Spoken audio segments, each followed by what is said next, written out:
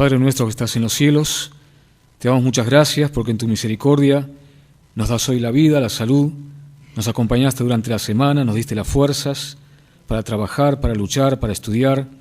Gracias por la protección de tus ángeles, gracias porque estamos aquí en tu casa esta mañana. Señor, venimos a agradecerte por tus muchas bondades, a adorarte por tu grandeza y también, Señor, queremos escuchar tu voz cuando nos hablas a través de tu palabra.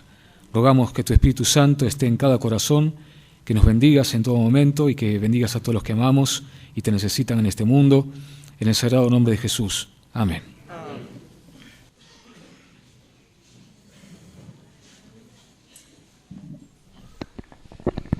Bueno, feliz sábado, hermanos. Ahora vamos a continuar alabando al Señor. Le voy a pedir a los diáconos que se adelanten. Y le voy a pedir al hermano Andrés para que nos dirija en oración.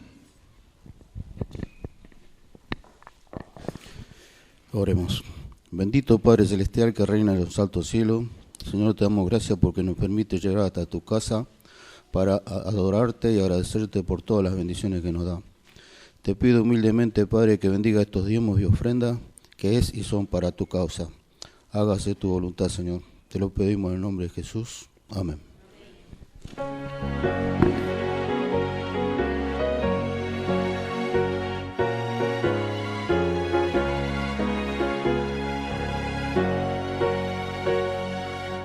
Suenen las palabras del buen Salvador, oh traedme el diezmo al granero. Aclamad a Cristo, dueño y creador, dadle lo mejor primero. Oh traedme el diezmo al granero, probadme hoy, dice Jehová, quien sobre tierras y dinero bendiciones abundantes pondrá. Cristo nuevamente vuelve a decir, con el diezmo y liberal ofrenda, muchos el mensaje hoy podrán oír y hallarán la santa senda. Oh, traedme el diezmo al granero, probadme hoy, dice Jehová, quien sobre tierras y dinero bendiciones abundantes pondrá. Bueno, vamos a continuar alabando al Señor, entonando las estrofas del himno 142. Cuando escuchamos los acordes, nos ponemos de pie.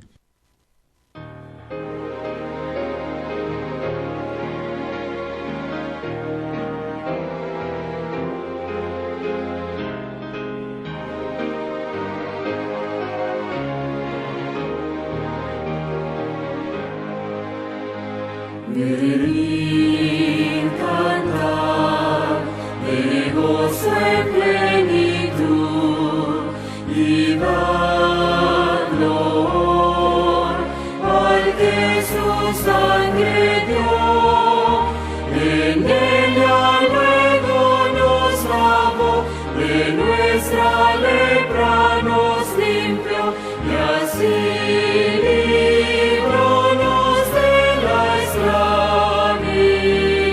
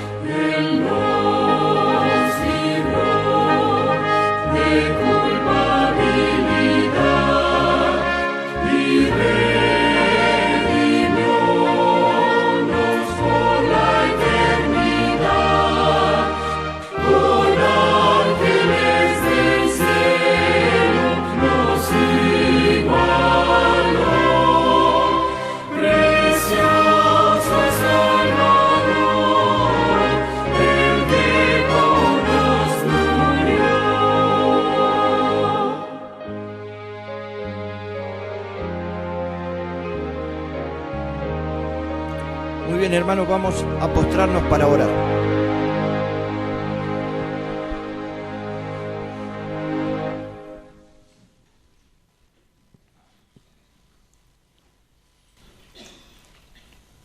Padre querido, tú que estás en los cielos, tú que nos escuchas, que nos ves, que estás a nuestro lado, te damos gracias por estar acá en tu casa de oración, donde venimos a adorarte, a alabarte, a darte las gracias por todas las bendiciones y los infinitos cuidados que tú nos das cada día. Alabado y glorificado sea tu santo y bendito nombre. Padre querido, en este momento, de manera especial, te pedimos que la presencia del Espíritu Santo esté en nuestro medio, y mayormente en nuestro hermano Pablo, que él tiene la palabra de vida para nosotros. Bendícenos, acompáñanos, guíanos. Lo pedimos y lo agradecemos en el nombre de Jesús. Amén. Bueno, nuevamente, feliz sábado. Quien nos acompañó en la oración, el hermano Ernesto Bogado. Y hoy nos acompaña el hermano Claverí Pablo, de Casa Editora y miembro de Palermo, ¿no? Así, y Arrieta, quien les habla. Así que los minutos restantes se los dejamos al hermano. Buen día, hermanos. Feliz sábado. No solamente un feliz sábado, sino que Dios también los acompañe y los sostenga de aquí hasta que Jesús venga a buscarnos, en las luchas que cada uno debe tener, seguramente, también sus alegrías, que todos podamos percibir la presencia de Dios en nuestra vida y ver su mano que interviene para sostenernos y alentarnos en el camino al cielo, este hermoso camino que todos hemos emprendido. Los invito a abrir la Biblia en el Evangelio de Mateo, capítulo 9.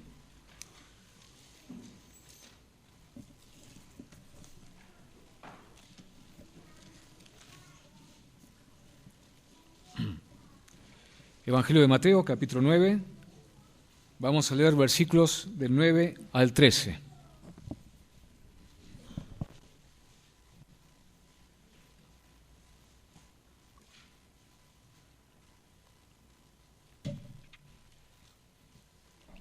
Evangelio de Mateo, capítulo 9, versículos 9 al 13. Dice así: Pasando Jesús de allí, vio a un hombre llamado Mateo, que estaba sentado al banco de los tributos públicos, y le dijo: Sígueme. Y se levantó y le siguió. Y aconteció que estando él sentado a la mesa en la casa, he aquí que muchos publicanos y pecadores que habían venido se sentaron juntamente a la mesa con Jesús y sus discípulos. Cuando vieron esto los fariseos, dijeron a los discípulos: ¿Por qué come vuestro maestro con los publicanos y pecadores? Al oír esto Jesús les dijo: Los sanos no tienen necesidad de médico, sino los enfermos. Id pues y aprended lo que significa misericordia quiero y no sacrificio, porque no he venido a llamar a justos, sino a pecadores al arrepentimiento. Este pasaje del Evangelio, que es uno de los más entrañables, muy querido creo que por todos nosotros, nos presenta esta imagen tan hermosa de Jesús que está comiendo en casa de Leví Mateo, un ex publicano a partir de ese momento. Usted sabe, hermanos, que los publicanos eran recaudadores de impuestos para Roma, normalmente eran judíos que trabajaban para Roma, recaudaban impuestos y además ellos agregaban un plus, ¿no es cierto?, a lo que tenían que cobrar para poder quedarse con una ganancia extra, y entonces se enriquecían a costa de, lamentablemente, la explotación que se hacía al pueblo judío. Así que eran muy odiados por sus contemporáneos, no solamente porque era un traidor a la patria, ¿no es cierto?, un judío al servicio de Roma, sino también porque se sabía, era muy conocido, que ellos cobraban más de lo debido. Ya el pueblo bastante opresión tenía al tener que pagar tributos a Roma. Si encima de eso sabían que sus propios compatriotas se quedaban con un excedente, pues por supuesto que el resentimiento que tenía el pueblo judío hacia los publicanos era muy grande. Y además de eso, lo cual ya indica que era gente deshonesta, gente sin principios, vendepatria, como decimos hoy en día, se sumaba a que tenían un estilo de vida bastante inmoral, bastante relajado, eran promiscuos, muchos de ellos, es decir, que estaban acompañados con mujeres de dudosa reputación y tenían todo un estilo de vida muy pecaminoso. Jesús lo llama a Leví y Mateo. Por supuesto, no fue una cosa mágica. A veces tenemos una visión un poquito mágica, ¿no?, de cómo fueron las cosas. Nos parece que de repente estaba ahí sentado en el banco de los tributos y aparece un extraño, Jesús, lo llama y él responde, ¿no? Esa no es la realidad. Seguramente Leví y Mateo lo había escuchado a Jesús, se había enterado de quién era él. Probablemente él vio sus obras de amor, de misericordia, de poder, y en su fuero íntimo estaba convencido de que era el Mesías. Y seguramente Mateo estaría sintiendo su condición pecaminosa, estaría sintiendo un vacío espiritual y una necesidad de salvación, ¿no es cierto? Entonces, cuando Jesús lo llama, no fue por arte de magia que Mateo responde, sino que responde porque hay una necesidad personal, sabe quién es Jesús y entonces responde al llamado de Cristo. Y entonces lo invita para agasajarlo en su alegría de haber sido salvado por Jesús, lo invita a su casa y por supuesto hace una cena en honor a Cristo. En esa cena invita a su gente conocida, y su gente conocida eran publicanos y pecadores, como dice el relato, ¿verdad? Gente de dudosa reputación. Cuando se enteran los fariseos,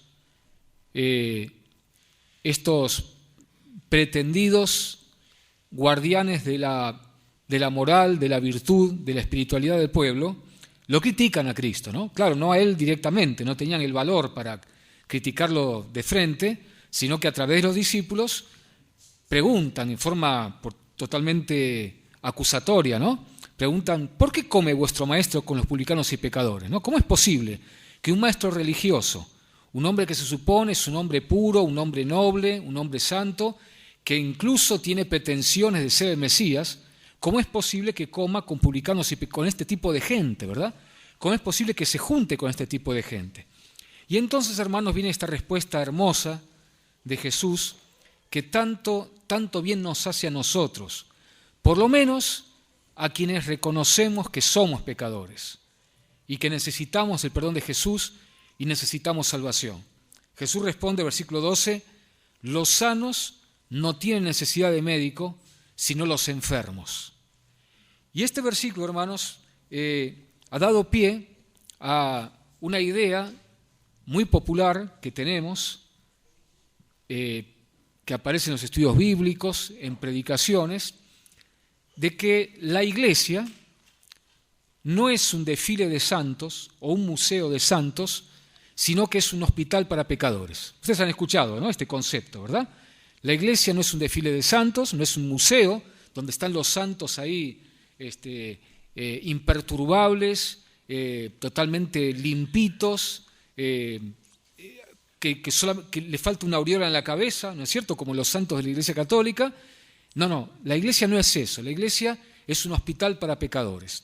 Este texto es el que ha dado pie a esta idea, ¿no? Cuando Jesús dice, los sanos no tienen necesidad de médicos, sino los enfermos, Jesús está diciendo dos cosas. En primer lugar, que los seres humanos estamos enfermos de esta enfermedad que llamamos pecado.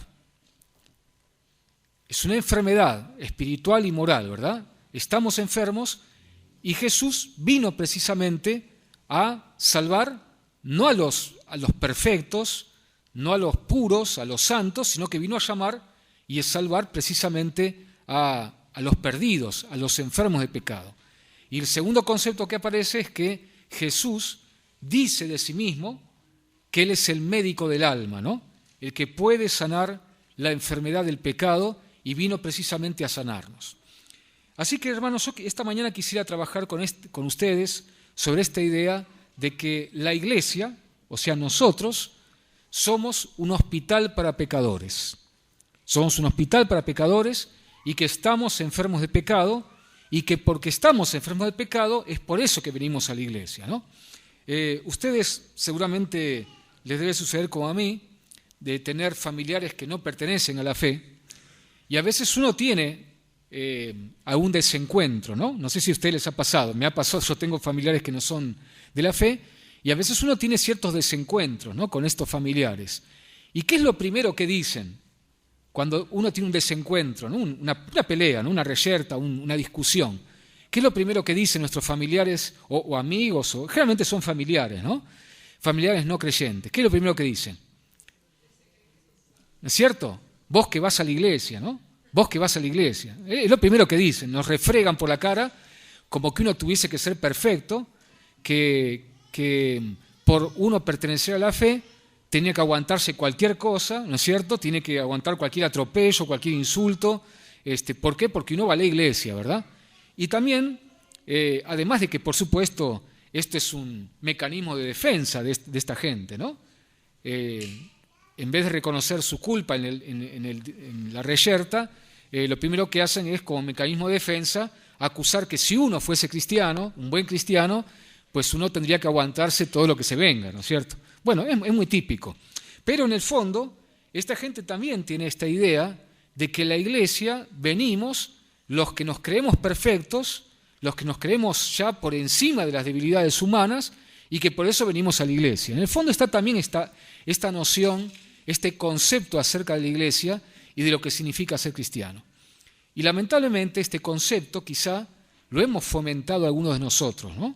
Quizá nosotros hemos dado esa imagen de que la iglesia somos todos santos, todos perfectos y que por eso vamos a la iglesia. Cuando en realidad, hermanos, si venimos a la iglesia es porque nos reconocemos pecadores, porque nos reconocemos que estamos enfermos de pecado y que por lo tanto necesitamos un Salvador, necesitamos a Cristo, porque somos pecadores, porque somos enfermos, porque estamos perdidos sin Jesús y por eso, porque sentimos nuestra necesidad de salvación y sentimos nuestra necesidad de ser sanados, para eso venimos a la iglesia. En relación con esta idea de que la iglesia es un hospital para pecadores, ¿no es cierto?, que no es un museo de santos, sino un hospital para pecadores, hay quizá dos extremos en relación con este concepto, esta idea, ¿no?, de la iglesia como hospital para pecadores.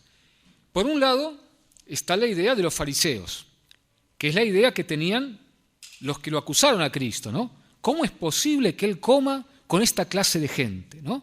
¿Cómo es posible que se junte tan libremente con prostitutas, con ladrones, con estafadores como eran los publicanos? ¿Cómo es posible que se junte con esta gentuza, ¿no? ¿Por qué? Porque para el fariseo, precisamente, la iglesia es un lugar donde va la gente santa, la gente perfecta, la gente que no tiene que superar ninguna debilidad humana, ¿no?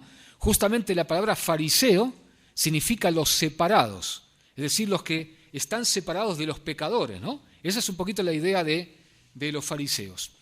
Esta idea es comparable, voy a dar un ejemplo, una ilustración que no es propia, hermanos, no es original, sino que está extraída de un libro que quizá ustedes han leído, y si no los estimulo a que lo hagan, que se titula El 11º mandamiento. ¿Algún hermano lo leyó?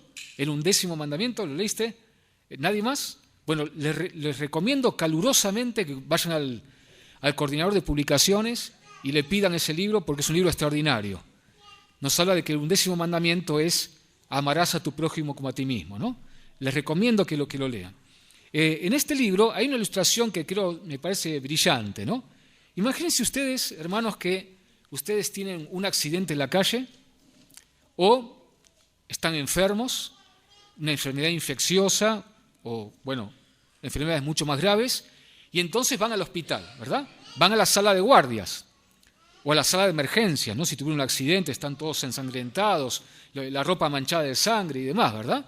Y entonces, cuando están por ser admitidos, el enfermero, el médico de turno le dice, no, perdóneme, usted está muy sucio, está lleno de sangre, vaya a su casa, báñese, límpiese, cámbiese de ropa, una vez que esté presentable, venga acá al hospital que ahí lo vamos a atender. ¿Se imaginan ustedes que alguien dijera eso? Sería un disparate, ¿verdad? O si vinieras alguien a la iglesia con una enfermedad infecciosa que podría ser mortal, que le dijera al médico, bueno, mire, ya diagnostiqué, usted está enfermo, tiene, no sé, lupus o qué sé yo, alguna enfermedad brava, ¿no es cierto?, difícil, le dice, bueno, vaya a su casa, sánense primero, una vez que esté sanito, venga acá que lo vamos a atender. ¿Se imaginan que un médico dijera eso? Sería totalmente, no solamente ridículo, sino que estaría totalmente en contra de la razón de ser de un hospital. Porque la razón de ser de un hospital es precisamente recibir gente enferma, con la enfermedad que tenga, por grave que sea, gente accidentada, que está totalmente ensangrentada, toda rota, toda destrozada, y atender a esa gente. Esa es la razón de ser de un hospital. Para los fariseos, esa no era la razón de ser de la iglesia. La razón de ser de la iglesia era recibir a gente que viene toda prolijita, toda limpia, toda sana, toda perfecta, que entonces se incorpore a ese museo de santos. Esa era, hermanos, la idea de los fariseos acerca de qué es la iglesia, qué es el pueblo de Dios. Y hermanos, permítanme decirles con todo cariño que me parece, no sé si ustedes consideran conmigo, que a veces como adventistas tenemos un poquito esa idea. Quizá no en forma tan abierta, tan grotesca, ¿no? Pero tenemos quizá un poquito esa idea, ¿no? ¿Por qué? Porque como iglesia tenemos una serie de normas espirituales y morales que consideramos que son las normas que debe cumplir una persona que se considera adventista del séptimo día. Hay un manual de iglesia, hay una serie de normas, y entonces, cuando alguien, por alguna razón, no cumplió como creemos que debería con esas normas, ¿qué es lo que hacemos como iglesia? Aplicamos un mecanismo que llamamos ¿cómo? Disciplina eclesiástica, ¿verdad? Ojo, hermanos, yo no estoy hablando, por eso dije que hay dos extremos y voy a tratar de ser equilibrado en este tema, ¿no? Yo no quiero decir, hermanos, que no tengamos que tener normas, pero una cosa es alguien que vive entregado al pecado, que le da la espalda a Cristo y que vive entregado al pecado, que tiene como estilo de vida un estilo de vida pecaminoso, y otra cosa es alguien que por la debilidad de su naturaleza, por circunstancias de la vida, por presiones, por X razones, cae en pecado, cae en algún problema, defecto de carácter o pecado, y entonces, ¿qué hacemos, no? Le decimos, no lo decimos con las palabras que voy a decir a continuación, pero con nuestros actos, le decimos, estás enfermo. Tenemos que aplicarte disciplina eclesiástica porque demostraste que estás enfermo. Entonces, los enfermos no pueden seguir perteneciendo a la iglesia. Te tenemos que disciplinar, tenemos que borrar tu nombre del libro de la iglesia porque demostraste que estás enfermo. ¿Se entiende, hermanos, la analogía? Creo que de alguna manera tenemos todavía una lógica farisaica, una forma de ver las cosas farisaica. Y entonces, a ver, hermanos, yo sé que este tema que voy a presentar puede causar un cierto escozor a alguno, ¿no? Y espero ser equilibrado, pero téngame paciencia para eso, ¿eh? Esperemos hasta el final del sermón, por favor, ¿no? Pero, hermanos, a ver, supongamos algo muy típico, muy común que nos sucede, ¿no? Una parejita de enamorados, jóvenes o no tan jóvenes, ¿no? Generalmente pasa con los jovencitos. Se aman, son chicos buenos, pero bueno, se le fue la mano, ¿no? La chica quedó embarazada.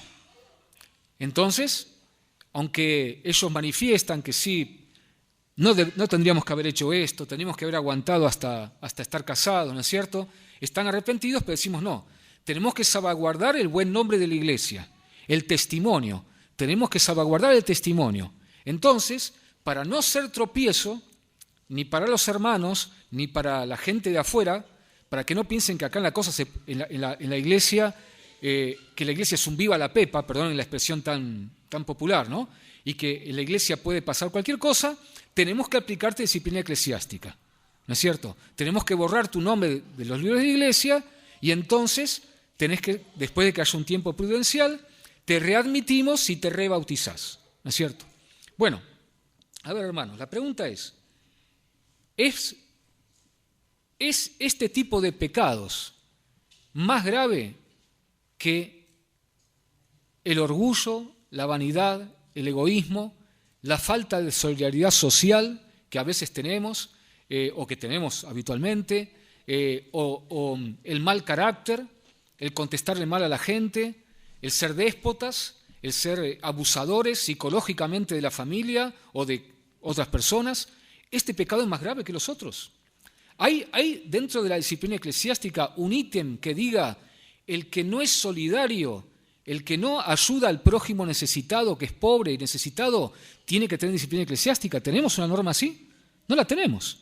¿Es más grave una parejita de enamorados que haya caído en relaciones prematrimoniales? ¿Es más grave que nuestra falta de amor por el prójimo, que la falta de solidaridad social? Pareciera, por lo que veo por sus cabezas, que no es más grave. Es más evidente, ¿no es cierto? Más notorio. Entonces, hermanos, evidentemente tenemos mucho que crecer como iglesia para entender el amor de Dios, ¿no es cierto? Entonces, un extremo es creer que la iglesia es un hospital solamente para que venga a la iglesia la gente sana, la gente limpita, impecable, que no tiene ningún daño, que no está manchada de sangre, que no tiene ninguna enfermedad. Entonces, si es perfecta, si no está enferma, entonces puede quedarse en la iglesia. Esa es la visión de los fariseos y, hermanos, quizá nosotros también tengamos un poquito de esa visión, ¿verdad? Pero claro, está el otro extremo, ¿no? Por eso que quiero ser equilibrado. Está el otro extremo, supongamos, siguiendo esta misma analogía, ¿no? Esta misma comparación, que hay una persona que tiene, supongamos, cáncer, una de las palabras más temidas, ¿no es cierto? Va al hospital, la familia lo convence de que vaya al hospital, y entonces, claro, en el hospital lo reciben, ¿no es cierto?, con cariño, con profesionalidad, las enfermeras lo atienden bien, el médico se preocupa, lo visita 2 o 3 veces por día, ¿no es cierto? Y entonces dice, bueno, amigo, encontramos que usted tiene cáncer, y su cáncer es curable, tiene un buen pronóstico. Si lo operamos, le extirpamos porque está localizado, no está extendido, no tiene metástasis, está localizado, lo extirpamos el cáncer mediante una operación quirúrgica, después le aplicamos rayos o le aplicamos quimioterapia y tiene un buen pronóstico. Creemos que usted puede sanarse. Imagínense que esa persona diga, no, discúlpeme, yo acá me siento muy bien en este hospital. Me siento muy bien porque toda la gente me respeta, me quiere, me atiende, se preocupan por mí, me aceptan como soy, saben que tengo cáncer y me aceptan como soy. Así que, pero para mí es muy traumático tener que ir a la sala de operaciones. Siempre se pasa, me dijeron que son frías, ¿no? Las salas de operaciones. Y es muy traumático, que tengan que abrirme, que tengan que sacarme, ¿no es cierto? La anestesia yo sé que es riesgosa, es decir, hay un 1% de probabilidades que alguien se quede en la anestesia, así que no, yo no quiero operarme porque corro riesgos, un 1% de riesgo con la anestesia, además me van a abrir, no quiero que haya ninguna cicatriz en mí, no me gusta tener cicatrices, aparte me dijeron que la quimioterapia es traumática, me hace vomitar, se me cae el pelo, así que no, yo me quiero quedar acá. Me gusta estar acá en el hospital porque todo el mundo me atiende, ¿no? Yo hace un tiempo, saliendo de esta ilustración, atendí pastoralmente, yo no soy pastor, pero si se quiere pastoralmente, a una chica de 27 años que se sentía abandonada por la familia, ¿no? Y tenía una enfermedad, no una enfermedad, es un problema psicológico, que en este momento no me acuerdo el nombre, que consiste en que hay gente que se autoenferma para internarse en los hospitales. Es una enfermedad psicológica, ¿no? Una neurosis, por así decirlo. ¿Por qué? Porque no tiene en su entorno nadie que se preocupe de esa persona, ni la familia, no tiene amigos, no tiene familia, pero en el hospital por lo menos alguien cuida de esa persona. Y hay gente que sistemáticamente hace algo para enfermarse, para vivir en hospitales. Viven de hospitales en hospitales para sentirse que alguien cuida de ellas, que alguien las atiende. Bueno, imagínense que esta persona tiene ese síndrome, ¿no es cierto? Y entonces dice, no, a mí me gusta estar en el hospital, me gusta porque me quieren, me atienden, se preocupan por mí, pero no me quiero operar, no quiero que me hagan quimioterapia, pero pero me gusta estar en el hospital. ¿Se imaginan, hermanos, eso? Tampoco tendría sentido, ¿verdad? Bueno, lamentablemente, hermanos, también hay dentro de nosotros, digo, la iglesia en general, los cristianos en general, gente que le gusta la iglesia porque la iglesia siente que la iglesia es un lugar aceptador, ¿no? Lo aceptamos, lo queremos, lo tratamos con respeto, encuentra en la iglesia el respeto que nunca vio afuera en su vida normal. Le gusta estar acá, pero también le gusta vivir su vida pecaminosa. Le gusta seguir tomando alcohol, le gusta seguir fumando, quizá a alguno le gusta seguir drogándose, quizá a alguno le gusta seguir siendo promiscuo, ¿no? Acostarse con montones de mujeres o de hombres, ¿no es cierto?, de una manera indiscriminada. Le gusta ser deshonesto, ¿no es cierto? Es decir, le gusta la iglesia, le gusta sentirse aceptado, sentirse querido, pero a su vez no quiere largar su estilo de vida pecaminoso, o sea, no quiere sanarse. Quiere venir al hospital, quiere venir a la iglesia, quiere gozar del cuidado de la iglesia, pero no quiere sanarse. Quiere seguir viviendo su estilo de vida pecaminoso. Son dos extremos, ¿está bien? Así que espero ser equilibrado con esto, ¿no?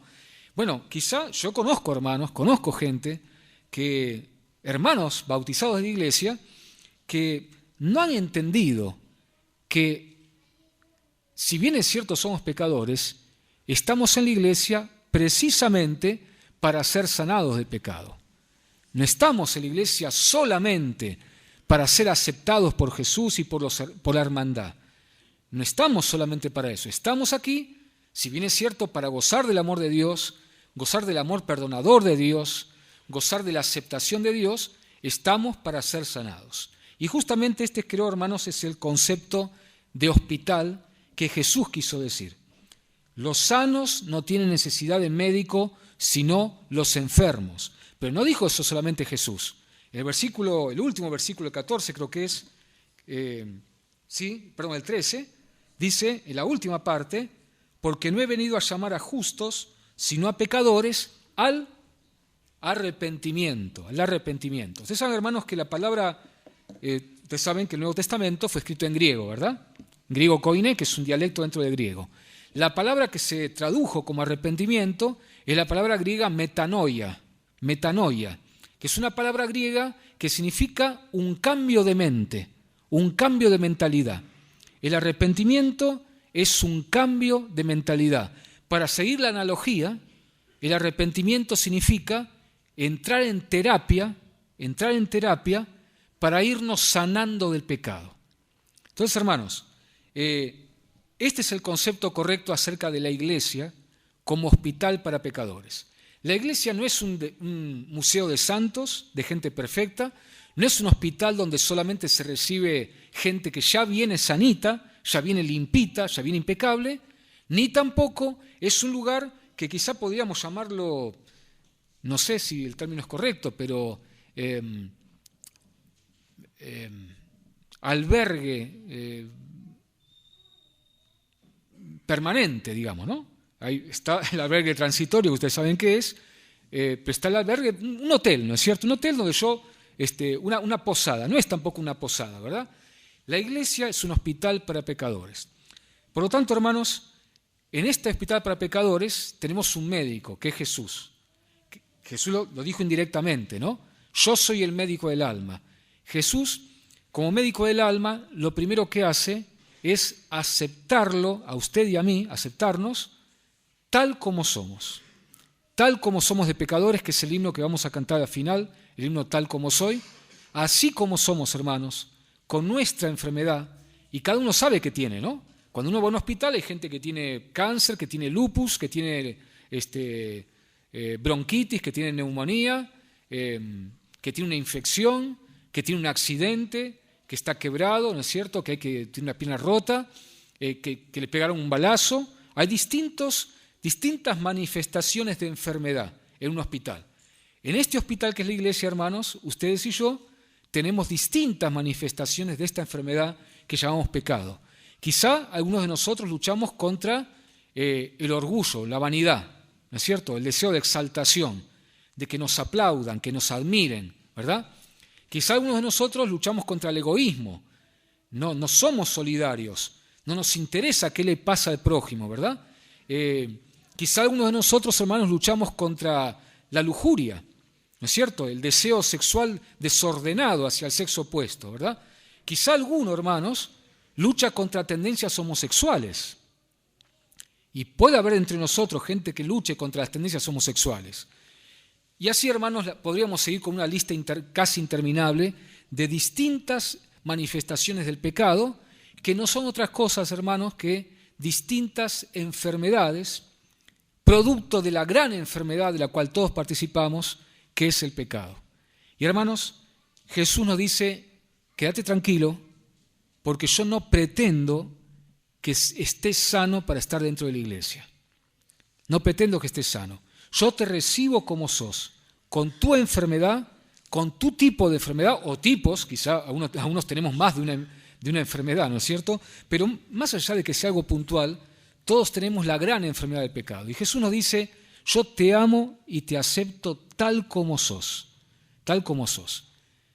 Vení a la iglesia, vení a este hospital, y yo te acepto, te recibo en terapia tal como sos, pero te recibo tal como sos, no para dejarte como estás enfermo, no para que te quedes con tu enfermedad que te va a dañar, que te va a menoscabar, que te va a destruir tu enfermedad. No,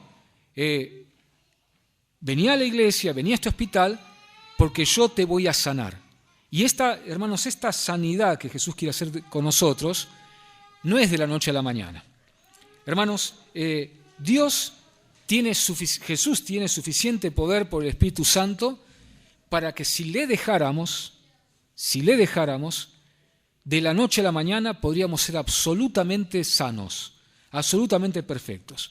Pero hermanos, hay un factor en cada uno de nosotros que es por un lado sagrado y que Dios respeta, es sagrado y que a su vez, hermanos, es tremendamente riesgoso.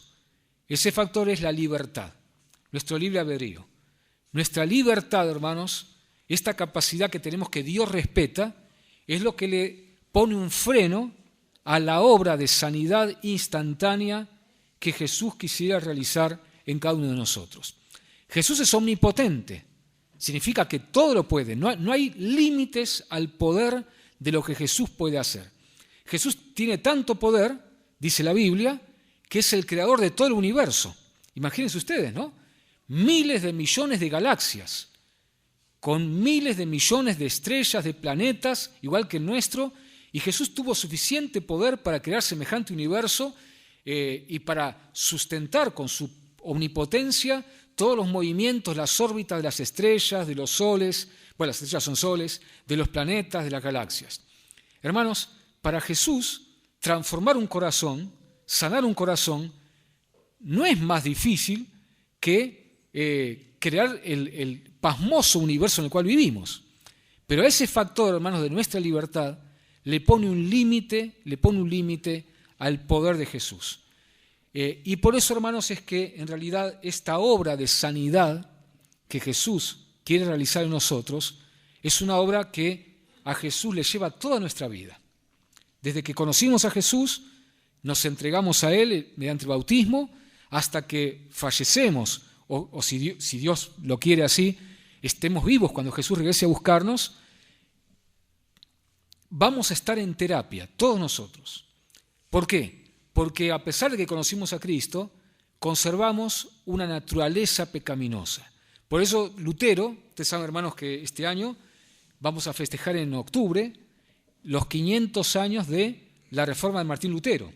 Cuando Martín Lutero clavó las 95 tesis, ustedes recuerdan, en el castillo, en la Universidad de Wittenberg, es la fecha que se toma como clave para la Reforma Protestante, y nosotros todos como adventistas somos de alguna manera herederos de la Reforma Protestante, ¿verdad?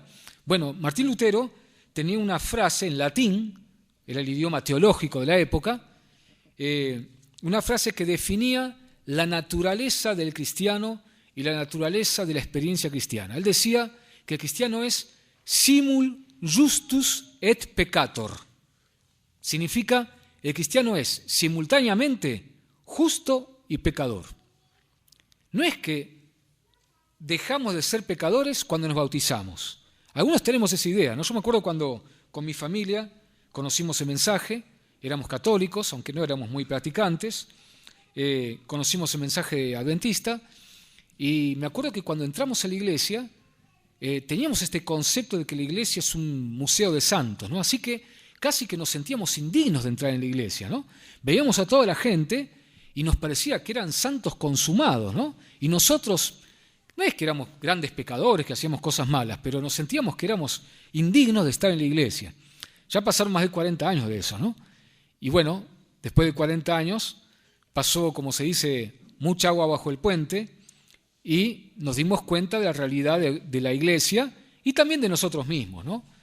Y hermanos, Lutero decía, basado en la palabra de Dios, que somos simultáneamente justos y pecadores. ¿Por qué?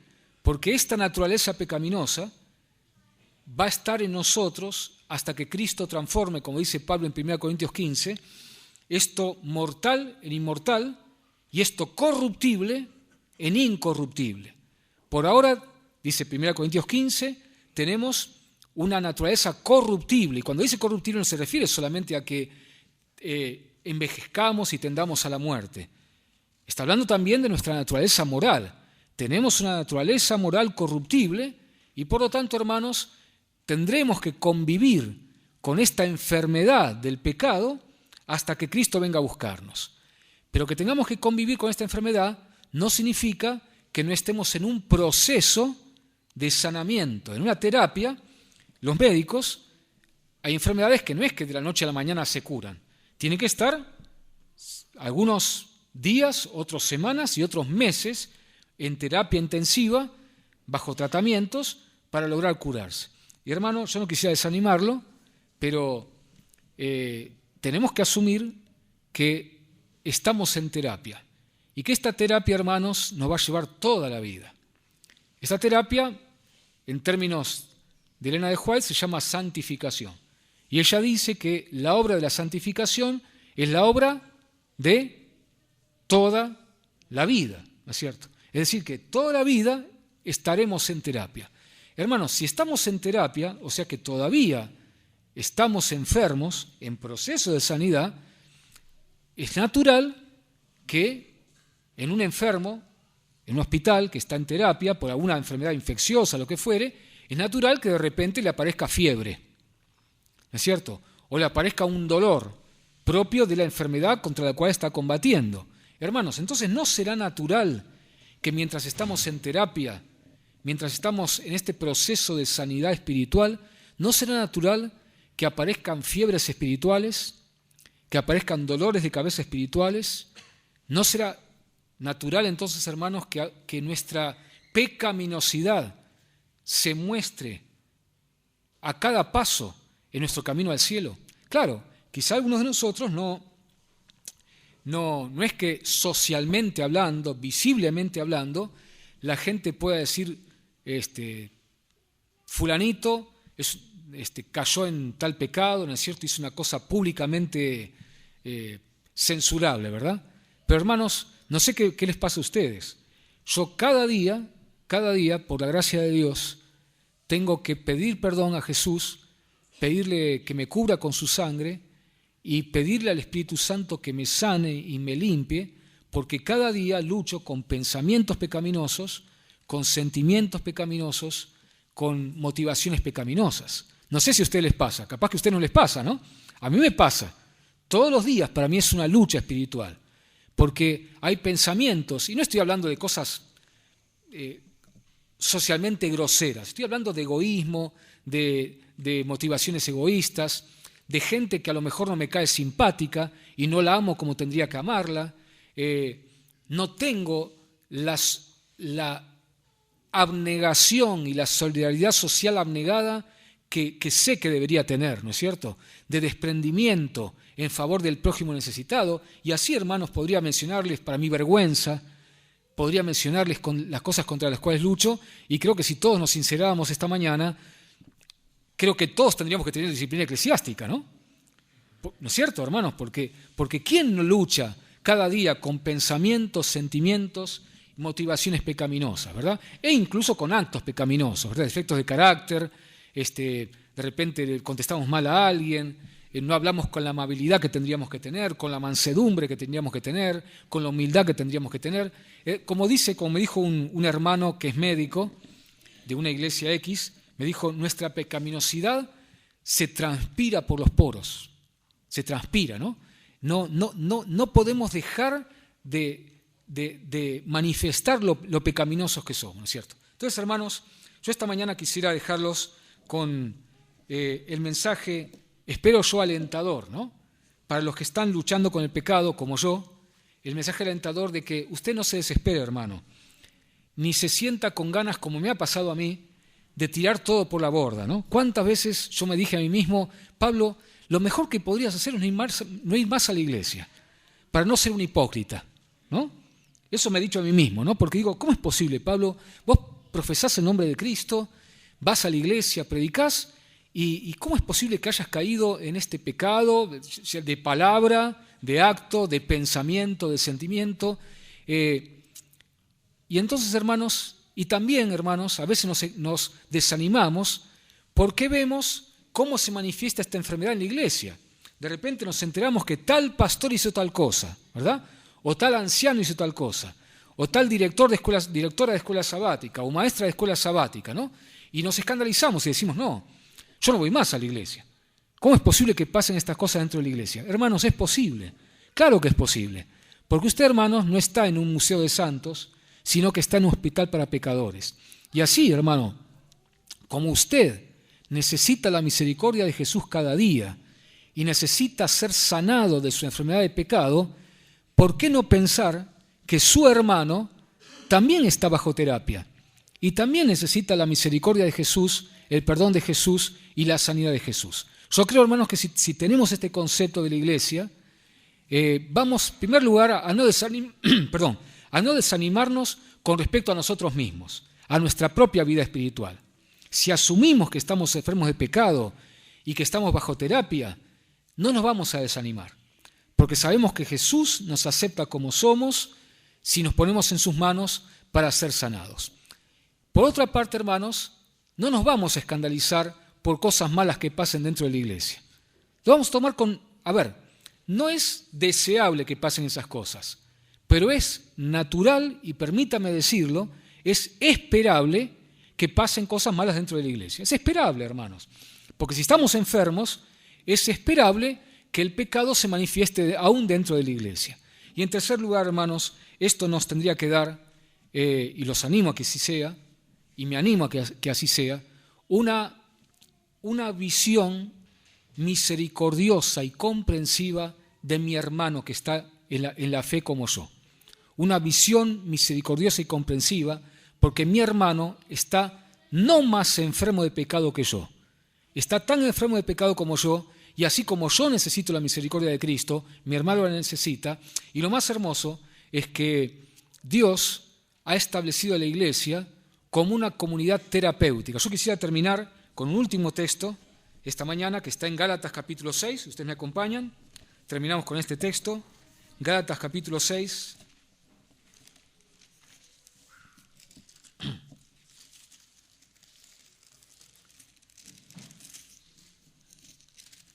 Gálatas 6, versículo 1, dice Pablo, Gálatas 6, 1, hermanos, si alguno fuere sorprendido en alguna falta, vosotros que sois espirituales, restauradle con espíritu de mansedumbre, considerándote a ti mismo, no sea que tú también seas tentado.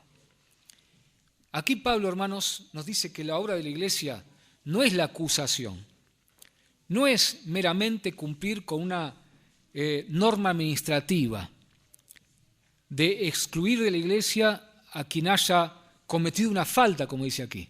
Lo que dice es, la obra de la iglesia es restaurar. El argumento, hermanos, que se utiliza cuando se dice que tenemos que disciplinar y no estoy diciendo que no tenga que haber disciplina eclesiástica, estoy diciendo que tendríamos que rever por qué disciplinamos y cómo disciplinamos, ¿no? ese argumento, hermanos, de que disciplinamos para salvaguardar el buen nombre de la iglesia, ese argumento sirve para quienes consideran que la iglesia es un museo de santos. Pero para aquel pecador que está luchando con el pecado, que sufre bajo los efectos del pecado, la disciplina eclesiástica, tal como la practicamos muchas veces, lo único que hace es alejar a la gente de la iglesia. En cambio, cuando ese hermano sabe que hay gente que lo que quiere no es censurarlo, sino restaurarlo, ese hermano va a sentir que está en un lugar que, como dice un autor, la iglesia es la comunidad terapéutica. Es una comunidad terapéutica, es una comunidad donde venimos a sanarnos y Dios quiere, no solamente Cristo ser Él, el médico del alma, sino que justamente nos pone en la iglesia para que seamos, aunque somos enfermos de pecado, seamos agentes terapéuticos, agentes de sanidad que ayudemos a nuestros hermanos a restaurarse, a sanarse y a llegar al reino de los cielos. Que Dios nos bendiga para que esta sea nuestra experiencia.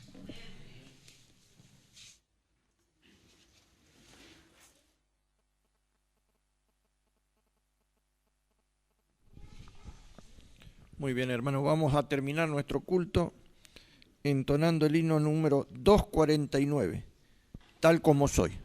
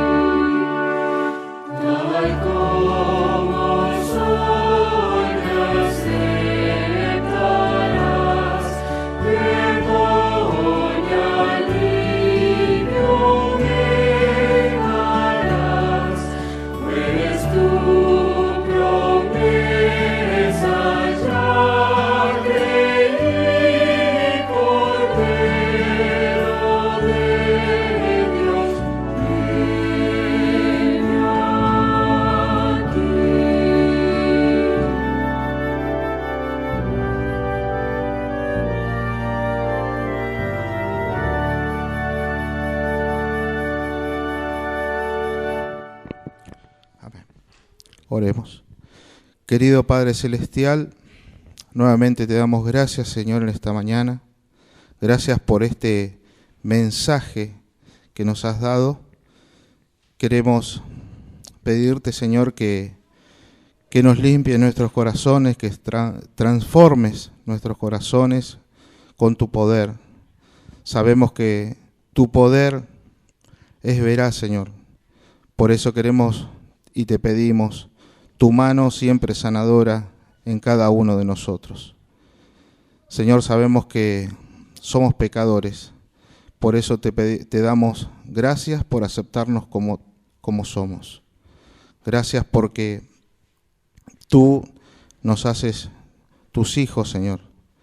Por eso queremos darte esas gracias y queremos, Señor, que nos ayudes a ser totalmente dependientes de ti. Señor, ahora dirígenos a nuestros hogares, Señor, y te pedimos, Señor, que nos acompañes en el resto de lo que queda esta tarde. Señor, bendice a Pablo y su ministerio, Señor, para que bendice a él y a su familia y a cada uno de los presentes.